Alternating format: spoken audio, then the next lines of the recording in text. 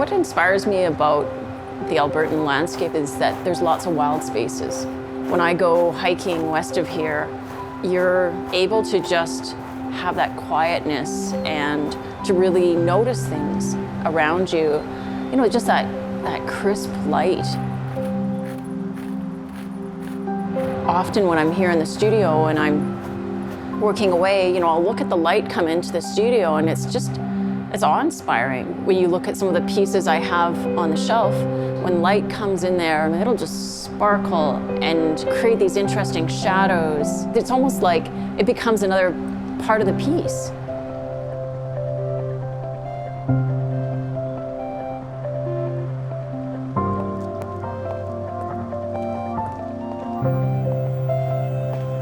I didn't know that you could go and study glassblowing. You know, when I saw the process, I just blew my mind, you know, and it wasn't a choice. I was just drawn into it.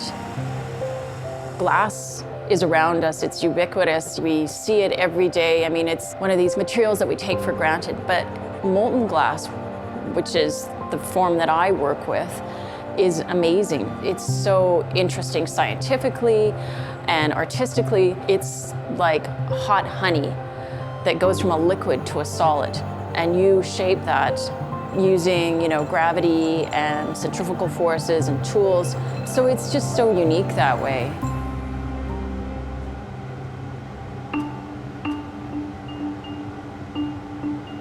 The term glass blowing is a bit of a misnomer. It should actually kind of be called glass twirling, because we spend more time turning the pipe and doing that than you actually do blowing. First thing you do is you take your blow pipe, which is a hollow steel pipe, you know, heat it up a little bit so that it's warm enough that the glass will stick to it. And then you go into the furnace and you do a gather, inserting the pipe in the glass and turning. Everything from that point is determined by the quality of your gather. And then you'll inflate it with a bubble by blowing into the blowpipe. Depending on the shape that you want to achieve, you know, you'll blow more air inside to create a bubble, and you'll use centrifugal force or gravity to shape it. So if you want a long shape, you'll heat it and then hang it down to stretch it out. If you want a wide shape, you'll heat it and spin it more. So if I want it to be flatter, like a platter, then I spin faster. When we're working with glass, we're constantly turning the pipe. Otherwise, because it's a liquid, it would just drip off onto the ground. You're kind of like doing a dance with the glass. You don't see artist glass. They're kind of working together. The best pieces that you can make are when you're in that sort of zone where you forget your hands and you are just working in unison. You don't always have those moments. That's what you sort of strive for. That takes a lot of focus and a lot of training.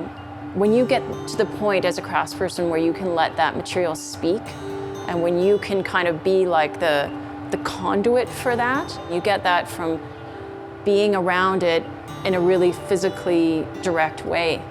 You know, you become really good at reading heat. Sometimes people will say, how long does it take you to make that piece?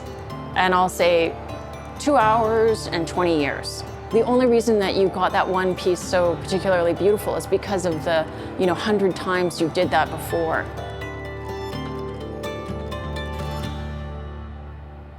I feel a connection to the history of glassmaking.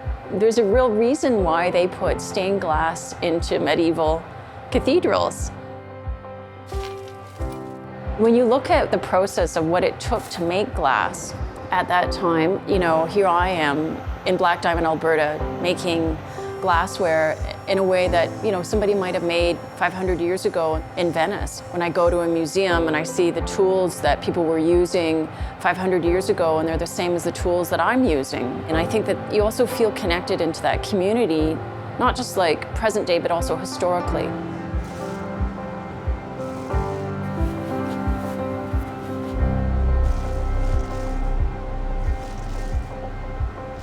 Sometimes glassblowing can really teach you to be unattached to things, because you can be investing hours into a piece and then something happens and smash, it's gone, and you're like, okay, all right, pick ourselves back up again, let's dust ourselves off and let's get back at it, you know. I love the feeling of at the end of the day that I know I've created something and I think, okay, I made a beautiful piece or I made something that I really like. That's actually something you can hold and it exists and it feels really complete. Everything's not sort of uniform and regular. I mean, that's what machine made does really well. When you get handmade glass, you know, you can have these ripples in it, you know, maybe bubbles and texture, and it's incredible. There's this kind of knowledge of material that you can only really get when it's connected to you physically.